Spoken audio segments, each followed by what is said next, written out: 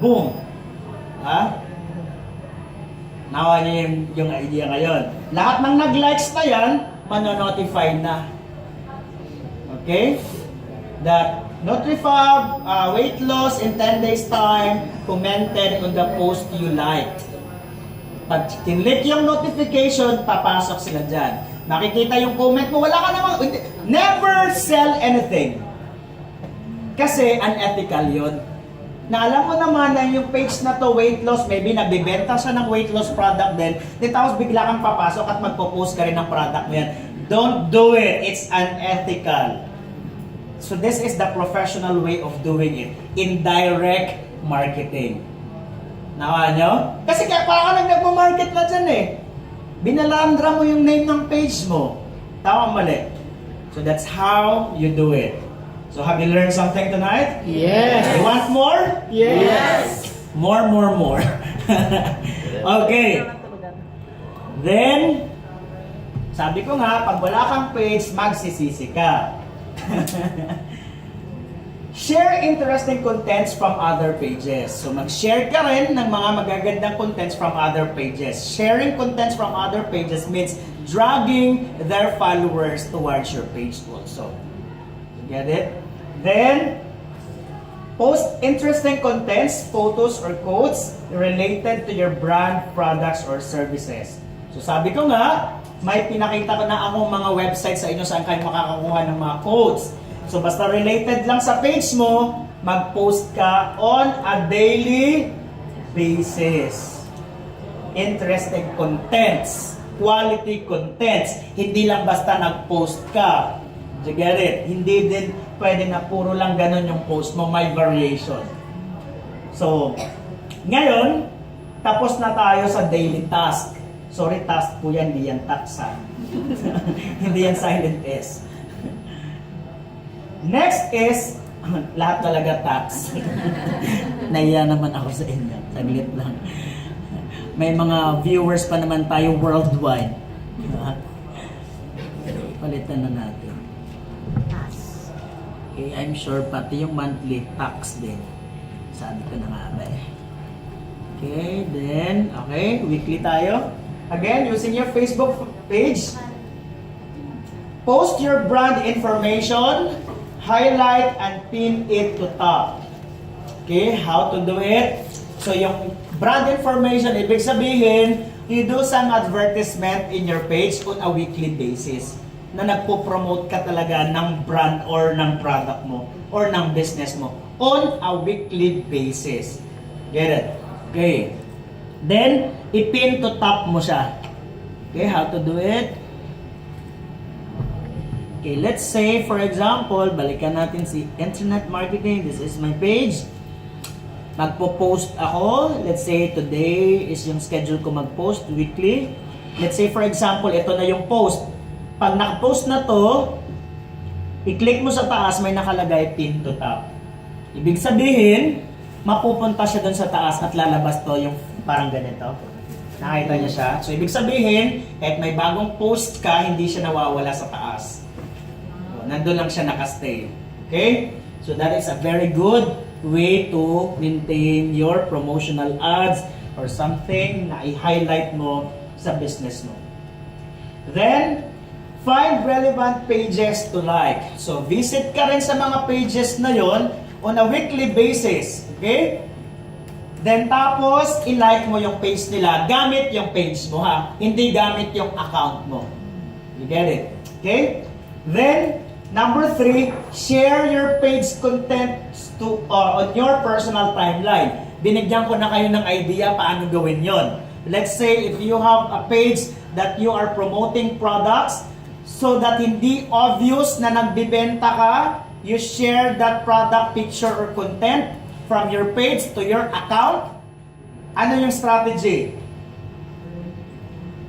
Testimony. Diba? Let's say, nag-post ka ng Nutrifab sa page mo. Yun yung pinakamagandang post ng advertisement post mo. I-share mo ngayon sa account mo. Pag-share mo sa account mo, para hindi halatang nagbebenta ka kagaya ng ginagawa mo dati, kailangan ang gagawin mo, mag-share ka ng testimony that this is very great product and it's very good if it is your personal testimony. Ako hindi pa ako pwede mag-personal testimony. Okay? Nahiya naman ako. Kaya tago muna tayo sa video. Then, get more friends weekly. Then every week, invite them to like your page if you want. If you want. But if not, it's okay. Pag mga prospects mo naman, kung ayaw mo pa munang malaman nila na that obvious na may mga product ka or something na bibenta ka, pwede mo munang hindi sila i-invite. Okay? Then number 5, find relevant groups to join. If NutriFab yung page mo, you join weight loss tips groups, lahat ng groups na related yung keywords sa weight loss or slimming or anything related to the benefit of the product or your business. If nagpo-promote ka directly ng Uno network marketing business or opportunity, pwede ka magpunta sa mga networking groups, okay? At doon ka naman mag-post if you want. Then number 6, share your page post on groups you have joined. So yun ang sinabi ko. I-share mo na yung post ng group mo, ng page mo rather, doon sa group na yon. But not to be obvious, ang gawin mo, di ba may ipopost ka ng mga quotes, right, sa page mo. Yung quotes na yon ang pwede mong i-share sa group. Kasi yung quotes is generic, that everybody will like. Tama? Ngayon, pag nagustuhan nila yung quotes, yung picture, i-click nila. Pag kinlik nila yung picture na pinost mo sa loob ng group, saan sila mapupunta? Sa page mo. So pag ni-next nila yung picture ng quotes na yon, makikita nila NutriFab. Diba? So ganun lang siya ka-simple yung strategy on how to make use of your page. Yon. Then, we've done with that weekly tasks. So let's proceed now with monthly tasks. Number 1, create and upload a seasonal timeline cover, if any. So as I mentioned last time, ang kailangan regular na papalitan is not the profile picture but the timeline cover. What do you mean by seasonal? So ito po yung, I will give you a sample. Sa page na to, let's say this one. So yung timeline cover niya for this season is this one. Last month is ito, may happy holidays, diba? It's all about, then tapos mayroon din dito yung parang summer, So if you have a page intended for selling products in UAE, you can have, DSF season, blah blah blah blah, diba? Gawa-gawa ka rin ng mga promo-promo mo na kunyari nakikisabay ka sa season ng lugar kung saan ka nang bibenta online. So that is one way of makapag-post ka ng panibagong timeline cover. Okay? So yun. Next is, ito na ang pinaka maganda ding part ng page na hindi pa masyadong ginagawa ng karamihan. This one. Create and upload at least one valuable content so that people may like, comment, and share. When we say valuable content, yung alam mo yung tipong everybody can relate to it. Okay? So let's say if your page is all about giving business tips to all OFWs, diba? Like sa inyo, pwede kang mag-grab ng mga link from Gulf News, yung about sa hindi na kailangan mag-exit, extension na lang ng visa. So all OFWs can relate to it, tama? So kunin mo yung link, i-post mo sa page mo, then pag nakita ng mga followers mo na OFW, they will like, comment, and share into it. So that is one way na napopromote yung page mo. Right? So pag nag-comment sila doon, makikita ng ibang OFW nila ng mga friends. Nasabihan, Mr. So-and-so commented to this, blah blah blah, about OFW, etc. Pag kinlik nila, mapupunta din yung friend nila doon sa page mo. So pag ginawa mo yan on a regular basis, masashock ka na lang, marami nang nagla-likes na hindi mo naman kakilala. So that's it. And number 3, very important. At kailangan gamit na gamit mo to. Monthly gagawin mong i-check yung Facebook Insights. Are you familiar with Facebook Insights? Okay, hindi. Pag Insights lang, alam nyo, di ba? Or hindi rin nyo rin alam ang Insights. Hindi outside, inside. Facebook Insights is ito. May page ka. Punta tayo kay page. So you will really be amazed na may ganito palang tools si Facebook. Okay, makikita mo lang yung Facebook Insights pag ikaw yung may-ari ng page na yan. So balik tayo dito. Okay, Insights, click mo to. When you are already here, makikita mo tong may mga guhit-guhit na yan.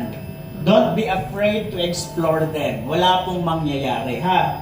So, kailangan mo lang alamin. You can make use of all the data on this. Malalaman mo kung tumataas yung likes ng page mo, kung bumabagsak yung reach ng mga post mo, kung may mga bumibisita pa ba, or baka wala nang pumapansin sa page mo. Diba? Doon mo malalaman. Kaya kailangan i-improve mo yung quality ng page. Based sa likes, mayroon din dyan. Ilan yung nag-likes ng mga araw na to. Accumulated likes yan. Then tapos, reach, ibig sabihin, ito yung nararating ng mga post mo. Ilan, di ba? Ibig sabihin, pinakamadami. Ano kaya yung pinost ko ng January 8? Bakit sobrang dami? Organic likes. 1,872. Ang number of FB users na lumabas ang post na yan sa timeline nila. So, yun ang maging pwede mong basis para alam mo kung ano yung gusto ng mga tao.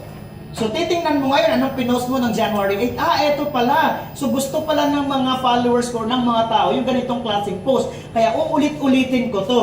Hindi naman araw-araw. Tingnan mo pa rin kung saan siya properly dapat i-repost or something. Same article, same principle or concept ng post ang gagawin mo. Kasi yun pala ang gusto ng karamihan. So, gagamitin mo yung insights na to. Okay? Then, meron din po ditong page views. Okay? Yan. So, ibig sabihin, pinuntahan nila. Okay? May mga external referrers. Saan ba galing? Then, okay, post. This is very important. Yan. The question is, when is the right time to post? Kasi hindi pwedeng kung kailan mo lang naisipang mag-post, saka ka mag-post. Nakuha nyo ba? Hindi pwede yun. Sa page, may right timing. Malalaman mo rin dyan. Okay, tingnan mo ha. Yung page na to, lahat madami at 6 in the morning. Or let's say this is 5 in the morning. 5, 4 to 5. Maraming bumibisit sa page. This is kung ano yung time mo dito. Depende kung ano nakaset sa phone mo ha. It's not Philippine time. Dito na time. Okay? So kasi naka-UAE din yung laptop. Okay? So, at saka yan. So ngayon, ang mangyayari niyan, titingnan mo anong oras. Okay? May time setting din yung ano natin. Kung ano yung timeline niya, di ba? Pagka ka sa settings, may language, may time, lahat. Ano tawag nga doon? Yung time linear something, time difference, something yung plus, UC, something, di ba? Basta ganun na yun siya. Mamaya pwede natin tingnan. So either 4 to 5 in the morning, and meron din ditong 8 to 9 in the evening. So eto pala yung mga right time na kailangan i-post ko yung mga nagpo-promote ako. Kasi eto yung time na maraming bumibisita sa page ko. So the question is, what if sa mga oras na to, nganga ako? Diba? Gigising lang talaga ako para mag-post. Isi-schedule natin yung post mo. Kasi pwedeng i-schedule ang post sa page. Okay? Paano natin i-schedule? Okay? So marami palang ganito si page na hindi mo alam, no? Ang alam mo lang, log in, like, comment, share, log out. Wala ka na takaw. Okay, let's say may ipopost ka. Okay? Let's say may picture kang i-post. Ito na yung ano mo, ipopromote mo sa araw na to. Let's say ito. Okay? Sample lang yan ha. Then ngayon, anong yun? 4 to 5 a.m. Tama? Yes. 4 to 6. 4 to 6. Let's say 4 to 6. So simula, isi-schedule natin siya ng 4 a.m. Click mo tong huwag mong pindutin yung publish agad. Click mo yung dito arrow. Then, magagawa lang to sa desktop, hindi sa mobile. So click mo to. Yan, nakalagay sa baba, schedule. I-click mo yung schedule. So, mamimili ka kung kailan mo siya ipopost. Today pa rin. Mamaya pala, 16, tama? 16 at around 5 to 6 yan eh. 5 in the morning. Then tapos, kasi ito Dubai time to, di ba? UTC plus 04, it's Dubai. So schedule. Click mo, lalabas na siya dyan. One scheduled post. So kung mabibisi ka ng isang taon, pwede na. Exaggerated naman, ano? Let's say 1 week. Hindi ka makapag-online. Mag-schedule ka na ng post mo good for 1 week if you want. Diba? So automatic na lahat. Pag may nag-PM sa'yo, may auto-reply ka na. Wow! Facebook is working for you. See? Hindi na yung ikaw ang ginagamit ni Facebook. Correct? Para mag-emo. So i-click mo yung C-post, mache-check mo rin, pwede mo rin i-edit. Yung ginawa mong schedule mo na post, ayan siya dyan. Tapos nakalagay dyan, January 16 at 5 a.m. So lalabas dyan, kahit tulog ka, mag-upload na yan siya automatic. Kasi naka-schedule. Okay? So that's how to schedule a post in page. So since sample lang to, i-delete ko na ha. Okay? Pwede mo rin i-delete. Pwede mo rin i-reschedule if you want. So madaming pwedeng gawin kay page. Okay? So, asan na ba tayo? Doon na tayo kanina kay Insight. So, punta tayo kay videos. Si video, ano yung video na post mo na maraming reach? Ano kayang video to? Ba't ang dami? So, pwede rin na, yun ang magiging basis ng next post mo. Then, people. This is the most amazing part also. Kasi, yan. Alam mo, pwede mong malaman kung ilan yung babae at lalaki na followers ng page mo. So, out of this likers ng page, 54% are women, 46% are men. So, since majority, almost close naman, so parang pareho lang. So, anong ibig sabihin? Let's say, may page ka na 80% women, 20% men. So, therefore, yung mga post mo dapat pang babae. Kasi babae pala ang followers mo dyan. Baka yung iba, hindi babae, di ba? 50-50. Then tapos, dito, malalaman mo rin kung anong age ang may madami. 25 to 30 ang mas madami sa followers mo. Out of that, 21% are women, 19% are men. So, ibig sabihin, ito yung target market mo. 25 to 30 yung edad. Kaya huwag kang mag-post dyan ng mga pang 1-year-old, pang 10 years old na post. Yung mga pa-baby mo, huwag mong i-post kasi hindi nila magugustuhan. Correct? Then tapos malalaman mo din dyan kung saan madaming galing. Anong country? Sa page mo. Yan, sa baba. Diba? Mayroon pa lang sa Philippines, you have 1,370 likers. Mayroong 120 from UAE. Sa Hong Kong, may 49. Nigeria, 29. Saudi Arabia, 24. Taiwan, 18. Singapore, 16. South, lahat andyan. So, diba? Then tapos, anong city pinakamadami? Quezon City, Cebu, Davao, Dubai, Hong Kong, Makati, Bacoor, Manila, Dasmariñas, Lagos. Then, kung anong language ang gamit nila, di ba? May nakakaintindi din, o di ba? Nakakaintindi nga sila, nanonood sila. So, that's all about Facebook Insights. So, have you learned something? Yes! Di ba? Sabi ko sa inyo, pag wala kayong page ngayon, magsisi kayo. Diba? So, yan yung diniscuss natin kanina. Okay. There's so many Facebook tricks talaga, di ba? Marami kang mga strategies na pwede mong gawin. And something like this, sabi ko nga tricks, di ba? O, parang ganyan. Si PJ ng, I will be the next internet billionaire. Sino nag-comment? Diba? Yes, I know you can. Good luck, bro. Si Barack Obama, di ba? Oh, see? I believe in you, PJ. Go for it. Sabi ko nga, trick lang siya. Pampag-good vibes ko lang yan, di ba? Ina-attract ko, tapos sinusuportan ako ng mga malalaking tao. Galing. Ayan. Okay, it's a trick. So many tricks in Facebook, but later nyo na yan alamin paano gawin, ha? Focus muna tayo sa Facebook. Diba? Hindi ko ngayon tinuro sa inyo. Wala naman kasi yan sa negosyo natin. Okay. So we've done already. Mas yung doon pa kayo na interest, no, compare sa unang diniscuss. We've done already with Facebook page, the feature, how can you maximize it with your page. This time, let's proceed now with Facebook group.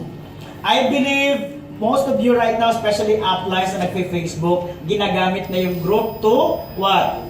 To meet your group, your team in Uno, right? Okay, sino po dito may mga Facebook group na sila yung gumawa? Pakitaas po ng kamay. That's good. So, sino po dito yung member sa isang Facebook group? I'm sure almost lahat. Ngayon, syempre sa mga walang Facebook group, I want to teach you how to create it. It's very easy. But before that, the main purpose of Facebook group for our business in network marketing, this is a very good platform for your members to ask questions. Right? To seek advice. Diba? Wag lang yung about love kasi hindi na related sa business. Share product testimonials and success tips. Okay? If you use the product at naging maganda, i-post mo doon, everybody will be motivated. Right? If you achieve something today, i-post mo sa group, lahat mag-motivate sa mga i-post mo. Organize events, and it's exclusive only for those people who are member of your group. Share training materials, kasi pwede mong gawing secret group yon na yung grupo mo lang nakakakita if you want to make it exclusive. And deepen team friendships, and this is the goal. To have a better relationship inside your team. Okay, so this is how to maximize group. But now, I want you to, okay, I will teach you first how to create a group. Punta ka lang sa setting, dito sa settings mo, sa page mo. Then, create group. Then, makikita mo dyan. Create ka ng pangalan ng group na gusto mo. Then, you add the people here na gusto mo. Then, you have 3 options for the privacy. It's either public. Pag public, kahit sino makakakita ng mga members at mga post. Or they can post also kahit hindi pa sila member. But for close is, hindi sila makapag-post. Makita nila yung post and member at the same time. Dito sa public, they can see the post, they can see the members, and they can search your group. Dito sa close, they can search your group and the members inside, but they cannot see what are the posts. Sa secret naman, masi-search nila yung group mo, but hindi nila nakikita kung ano yung post doon. Okay? Then, next is, pag kinlik mo yung create, automatic yan, mapupunta ka dito, mayroon ka ring timeline cover dyan, gagawin. Then, I will teach you something, a strategy, na naging effective siya sa grupo ko sa Taiwan. That was almost 2 years ago. But then, ang nangyari kasi, medyo napabayaan because that was the time when I started creating the team in South Korea at yun yung pagpasok ng premiere talaga.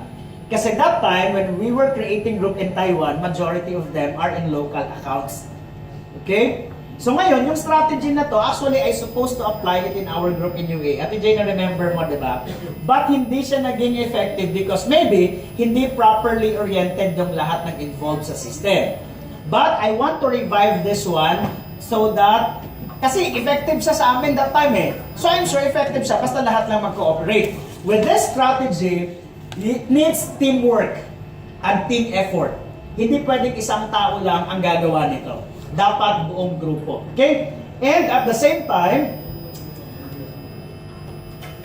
before ipapakita ko yung kung paano siya naging effective, ang setup is ganito. Yung group, gagawin siyang positive yung environment, lively, lahat nagko-cooperate, lahat may interactions inside ba? 'Di ba? Na lahat nagko-comment, nagla-like, nag-share, nagpo-post. Pero ang ipopost niyo, there's no about, parang naglalatag ka or nagpo-promote ka ng business. Walang ganong post. Okay? Ang ipopost nyo lang is all about valuable information for OFWs, You know, yung mga masasayang moments. Pag may nag-join sa grupo nyo, yes, pwede nyong ipa-welcome. Pero don't mention, let's say, wag masyadong vulgar na kay Uno, bago, you can say business kahit na may logo ng Uno yung picture, it's okay. Don't mind it. Okay? Basta tatalunin lang siya ng energy inside the group. You get it? Then tapos, pag may mga, let's say, achievement inside the group, let's say an upline, okay? Hindi ang upline ang magpo-post ng kanyang achievement. Okay, the rule kasi, pag nag-build up ka somebody, dapat iba yung mag-build up sa'yo, hindi yung ikaw yung sarili mo. Kaya nga siya tinawag na i-build up mo dapat siya, di ba? So, si upline, hindi siya magpo-post ng result niya or achievement niya. Ang magpo-post, isa sa mga leaders niya. Ang pag-post doon, something like, you know, guys, let's congratulate our, don't mention upline. Let's congratulate our mentors, one of the leaders. Ito talaga yung nag-mold sa akin, yung nag-train sa akin, blah, blah, blah. Right now, I know kung ano yung pinagdaanan niya lahat. Parang yung success story ng upline na yon ang ikikwento ng magpapa-congratulate. And after that, just to stir curiosity ng mga hindi member inside the group. Di ba naalala nyo may mga prospects na kayo? Yes. Doon natin sila dahan-dahang ipapasok sa group na yon. Did you get it? So ngayon, yung mga prospect na yun, pag pinasok mo doon, pag may mga ganong posts, it will create curiosity. Ano ba itong ginagawa? Ba't ang saya-saya nila? Bakit parang alam mo yun? Tapos mayroon doon, let's say may uuwi ng Pinas, magpo-post doon, guys, grabe, I'm so excited to see my family. I'm leaving tonight for Philippines. Tapos may magsabi, oy, ingat sa biyahe. Di ba yung mga may iwan na hindi makakauwi? Wow, lungkot naman, buti pa siya, makakauwi na ako, nga pa rin. Diba? So malulungkot, diba? Mga ganon. Then tapos may post na naman ulit ng something lively, may magpapainggit ng pagkain, anything that will make the group active. Okay? Yun yung mga post sa loob. Motivations, sharing or valuable information na mga about OFW, mga lahat ng mga resources na nakakatulong sa lahat, lalo na sa mga OFW kagaya ninyo.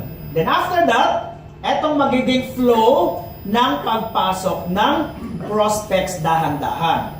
Okay?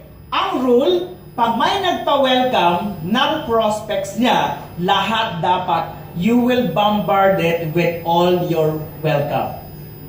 Kasi ang mapifeel mo, let's say, ako yung kausap mo, nag-build ka ng rapport, okay? Then pinasok kita sa group na sabi ko, may group kami, ganito, ganyan. Then tapos, pag pumasok ka na sa group na yon, everybody, minimum of 20, welcome you. What can you feel? Wow! Wow. Ano meron dito? 'Di ba? Tapos walang isa doon na nagpo-post ng mga promotion ng product, ha? Wala. Ang ipopost mo lang doon na related sa business, pag may bagong kasali, papa-welcome, may bago tayong tutulungan, guys. Ito, grabe siya, very open sa business. You can mention business, you can mention negosyo, you can mention part-time business, income, etc. Okay? Huwag lang yung Uno, bahala na yung picture, may Premier at may Uno logo.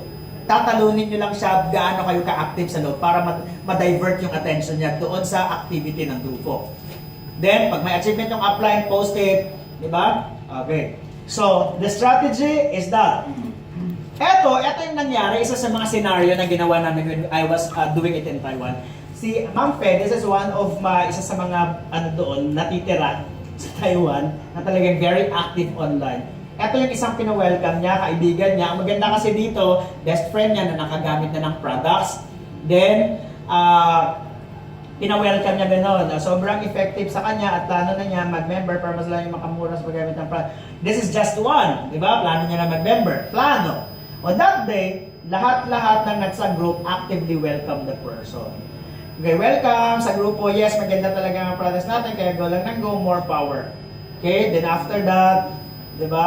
Welcome, hindi pa lang mag-member, thanks sa welcome sa grupo. On that day ha, minessage ko siya. Sabi ko, ma'am, kailan plan ni Julie mag-join? Sir, paglabas ko, ipapadala ko ang pera niya sabay na sa extra order. On that day, sumali. Wow. So ganun siya ka-effective. Kaso nga lang, sabi ko, napabayaan ko when I was able to redirect my attention to Korea. Ngayon, step by step. Step number 1, building rapport. Yung step number 1, ito yung dapat ginawa nyo last week. Diba? Na nag-add ng prospect, na nakipag-friend at nag-build ng rapport. But you did not do it. Kaya hindi pwedeng, ngayon mo lang nakilala, ipasok mo agad sa grupo. No! Kailangan may building rapport muna. So pag tinanggap ka na, di ba, nagsabi kang i-add mo siya, I thanks sa pag-accept sa request ko, blah blah blah, etc. Building rapport questions. Yung sa kapatanda sa province natin, umuwi ka ba ba? Ilang taon ka na nag-work dito? Ano trabaho mo dito? Okay na ba trabaho mo dyan? Okay, sa part na to, I recommend na wag ikaw yung unang magtanong about yung reason niya ba't siya nag-abroad. Mas maganda, alam mo ba friend, unang dahilan ba't ako nag-abroad, actually hindi ko naman talaga gusto, kaso nga lang, alam mo bakit, sa family namin, ganito ganyan, blah blah blah. So you are giving his reason, your reasons why. Then tapos ikaw friend, ano yung reason ba't ka nag-abroad? Bakit dito sa Dubai? Ngayon hindi na siya mahihiyang magsabi. And please listen carefully doon sa sagot niya, kasi yun ang reason why niya. And take note of the reason why. Specific. Let's say may binanggit siya, may pinapaaral siya na anak, may sakit na tatay, may sinusuportahan ganito, kasi yun ang gagamitin mo sa closing mo later online. Did you get it? Ngayon, ito yung building rapport stage. Na dapat it will take 1 to 2 weeks. Did you get it? Na dapat sana sinimulan mo na last week. Ngayon, hindi mo sinimulan, ngayon pa lang ang day 1 mo. Sa mga first week of February ka pa, pwede mag-step number 2. Okay, qualifying stage. Ay friends, siya nga pala, may online community kami ng mga OFWs at doon isa sa mga pinag-uusapan ay mga, alam mo yun, online business ideas na maganda para sa mga kagaya nating OFWs na marami kang matutunan kung paano kumita ng extra income online. And trust me, that's the keyword, trust me, mag-e-enjoy ka. Okay lang ba i-add kita doon sa group? Bakit importante yung step number 1? Kasi hindi mo naman basta-basta mapapa-oo sa ganitong tanong na to pag wala kayong na-build na rapport eh. Tama mali. And it's very unusual for a stranger na mag-invite ka agad na ipasok sa group without any other intention. Tama? So ngayon, pag pumayag, and I believe, trust me, pag ginawa mo properly yung step number 1, at ginawa mo yung tamang qualification stage, kasi number 1, sabi ko, bakit siya open ng mabanggit mo yung business ideas? Kasi yung mga kinuha mo ng tao, mga dun sa grupo ng mga business groups, di ba? Kasi mga targeted na yung ina-add mo eh. So kahit pa nagbi-business siya dyan, nag-online business siya, kahit pa nag-network siya dati at hindi na siya active, di ba? I'm sure, pag ginawa mo yung proper stage step number 1, mapapapasok mo siya sa grupo. And can you imagine anong mafe-feel niya pag nandun na siya sa grupo at lahat nagpa-participate? Naman nyo? Ngayon, okay, i-add ko kita sa support group namin para ma-meet nyo rin ang ibang mga OFWs na naging part ng online community namin. Then, that's it. Add the person. Sa pag-add, punta ka lang dun sa... Yung ginawa naming pangalan ng group before is Pinoy Ascenso ka dito. Walang uno. Okay? Walang logo ng uno sa timeline. It's purely about parang tambayan siya ng mga masasayang tao. Parang gano'n. Or success launch of OFW. It's up to you. Then, pag in-add mo siya, punta ka lang dun, i-type mo lang yung name niya. Kaya nga hindi mo siya pwedeng ipa-welcome pag hindi mo siya in-add. Kailangan i-add mo muna. Okay? And never add. Ito kasi mali ng ginagawa ng iba. May group, in-add na hindi pinaalam na in-add. Diba? Ikaw, na-try mo na bang in-add sa group na hindi ka sinabihan? O anong ma-feel nyo? Bad trip, diba? Disappointed. O parang ganun din. Huwag ka rin mag-add ng prospect pag hindi siya pumayag, ha? Kasi baka mamaya, pag kahit hindi pumayag, pipilit mo talagang i-add siya. Diba? Okay. So ngayon, naka-add na, sample ng welcome. Ulitin ko guys, pa-welcome naman yung friend ko sa FBC VAT. Isa din siyang OFW sa Japan. Nag-committed talaga siya magkaroon ng extra income sa panahon ngayon. Wala pa siyang idea kung anong ginagawa natin. Bigyan naman natin siya ng advice. Salamat. So that's the sample. Eto na yung nag-introduce ka ng guests. Diba? Nagpapa-welcome ka ng guest pag pumapasok ka kumbaga sa office. Parang ganito ginagawa mo dyan. Ngayon, bibigay ka ng idea para alam ng lahat ano yung interest niya. Ano yung level of understanding niya about the group. Diba? Kagaya ng pagpapa-ABC rule, dapat, diba? Si B, sasabihan si A kung ano yung background at ano na yung alam ni C. Para alam ni A, paano i-advise si C. Did you get it? So, yun naman, diba? Yun ang gagawin niyo dito. So, yun, that's the last step. Kailangan nakatag, naka-highlight yung name niya. Para pag may nag-comment, nano-notify siya. So pag mayroon siyang 10 notification in just 1 minute kasi maraming nag-welcome, it's very overwhelming sa feeling niya. Tama, mali. Tama. Uy, welcome, Red! Uy, welcome! Uy, welcome! Welcome, this is from group in Dubai. Welcome, this is from group in Sharjah. Welcome, this is from group in Alin. Ano? Welcome, this is from group from Taiwan. So pag yun lahat nakita niya, anong mafe-feel niya? Ang laki pala ng community nila, iba-ibang lugar, iba-ibang bansa. Lahat OFW, masaya to. So ipa-feel niya talaga yung energy inside the group. You get it? So ngayon, pag may mga post na ng mga binanggit ko kanina, it will create curiosity. Tama mali? Yes. So eto na, mako-curious. Tama? Kasi wala kayong pinapanggit dun. Never present the business inside the group. Let's say nagtanong, ano ba talaga yung pinagkakaabalahan ninyo? What will you do? Do it outside the group. Okay friends, sige, PPM kita ngayon. Okay? PM mo. So ano yung mga common questions? Ano ba yung business nyo? Anong gagawin mo? Pag tinanong ka, anong business mo? Anong gagawin mo? Ha? Exactly. That's the use of your notes now. O, diba? Kaya nga kayo tinuruan ng sistema, ng tools, na hindi mo na kailangan, saglit lang, ito yun, kasi ganito, di ba, nag-chat ka pa, mayroon kang page, yun ang gamitin mo ngayon. Kaya kailangan nakasave lahat ng links mo sa notes mo sa phone, para copy-paste ka na lang. Okay, friend, para magtindihan mo anong ginagawa namin, check mo to. Give your time, okay, tell me pagtapos ka na kasi tatanungin kita. So, baybayan mo siya, then after that, balikan mo na, basa mo na lahat, okay, what do you think? Diba? Ganun lang. So kung mayroon kang 10 prospects in a day na nagtanong sa'yo, you can manage it now. Tama? Yes. So yun yung purpose ng page. Yun yung purpose ng notes dun sa mga prospects na tanong. Let's say, pwede nyo rin ipag-usapan yung testimony ng products if you want inside the group. Guys, grabe, may ang kita ko, may ganito siyang sakit. Grabe, after 1 month na ginamit niya yung mga product na to, gumaling yung ganito niya, ganito. Wow, galing naman yan, galing naman yan, galing naman yan. So lahat mag-comment. Diba? Anong product ba yun? Okay, message ulit outside. Okay, pakita mo yung page mo na may mga product. Paano ba umorder? Ito yung link. Nakuha niyo yung point? That's how to handle your customers online. Did you learn something? Yes! This is Facebook group. Ulitin ko, napakaganda ng strategy. Even me, it's so overwhelming. But, ulitin ko, hindi siya maging effective pag hindi yung gagawin. Yes. Lalo na to, it needs teamwork. Teamwork talaga. Kasi pag hindi teamwork, hindi siya magiging effective. Okay?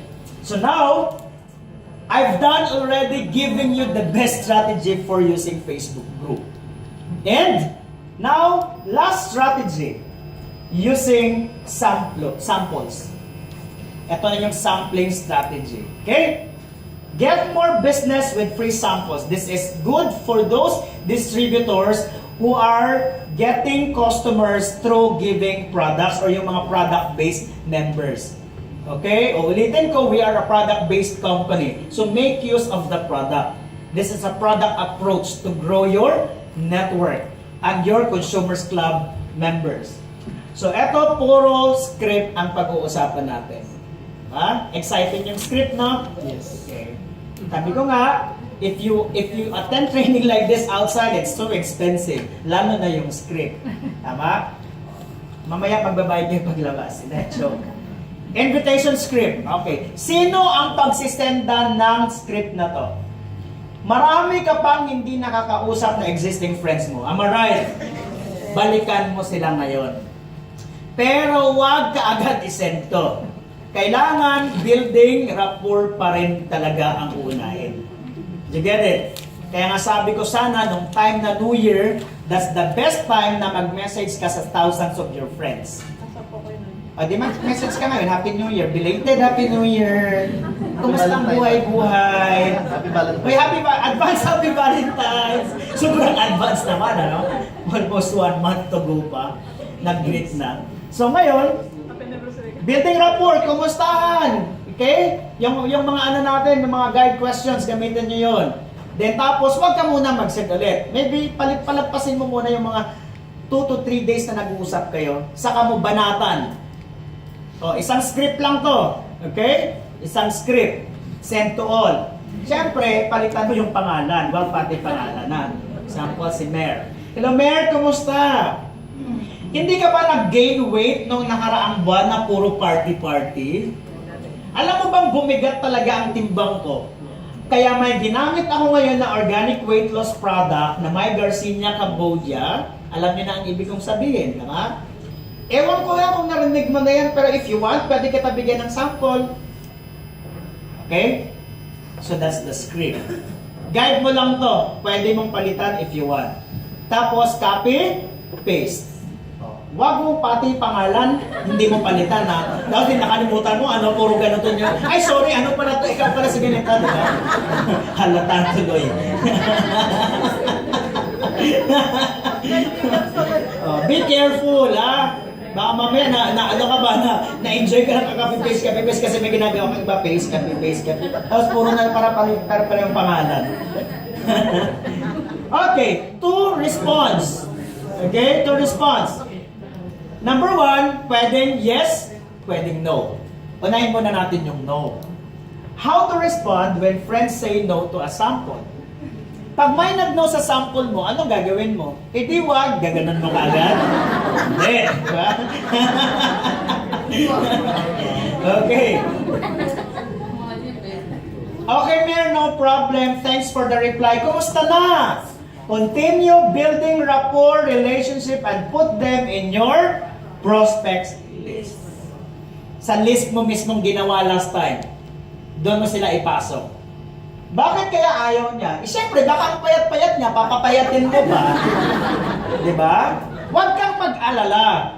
Bukas makalawa, tataba din yan. Diba? Knowing Dubai, Diyos ko, ako nga, oh. Yung ano mo, sabi ko nga, yung tubig nyo dito, ang pangit, nagpapaurong ng damit.